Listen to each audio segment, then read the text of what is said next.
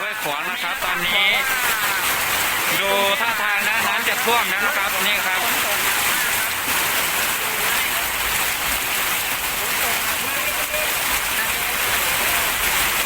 โอ้ดูรถครับดูรถครับตอนนี้รถท่าทางจะฝืดนะครับจะไปไม่ได้นะครับน้ำท่วมครับเกิดจากการฝนตกนะครับฝนตกแรงมากครับตอนนี้ครับย้ำนะครับอยู่ที่กรุงเทพมหานครนะครับเขตห้วยขวางนะครับ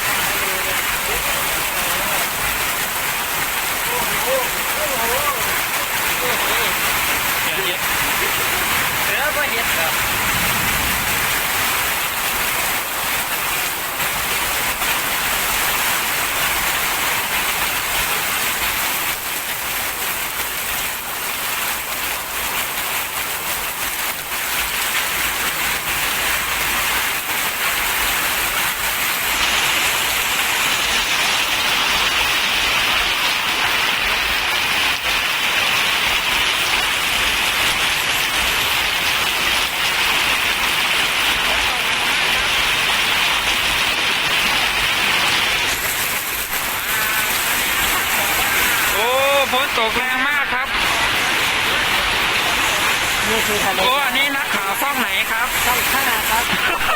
อันนี้นักข่าวช่อง5นะครับโอ้โหดูหน้านักข่าวหน่อยครับ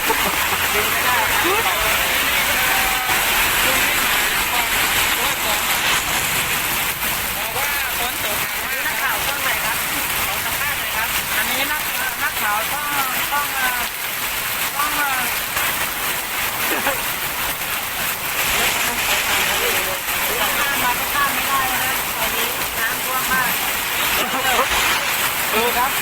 ดูครับคนจะข้ามไม่ได้นะครับน้ำท่วมแรงมากครับตอนนี้จักรยาน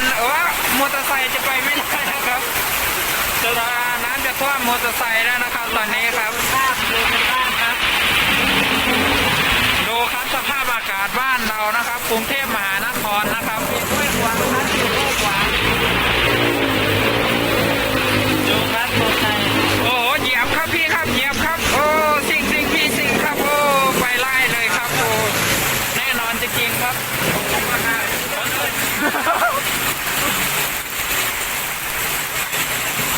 โอ้ดูรถครับดูรถครับที่กรุงเทพมหานครครับเขตห้วยขวางครับฝนตกหนักมากครับ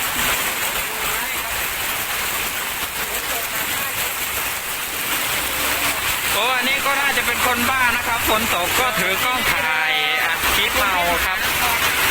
น่าจะบ้าพี่ครับพี่บ้าปะครับโอ้บ้าครับโอ้ตอนนี้นะครับบอกว่าที่กรุงเทพมหานครครับเขตห้วยขวางครับฝนตกหนักมากครับใช่ครับฝนตกหนักมากครับ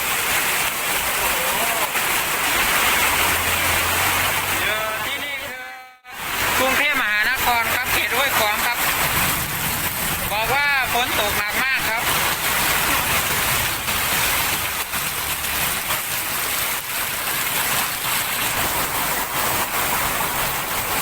รถคันนั้นไปตามทะเลเลย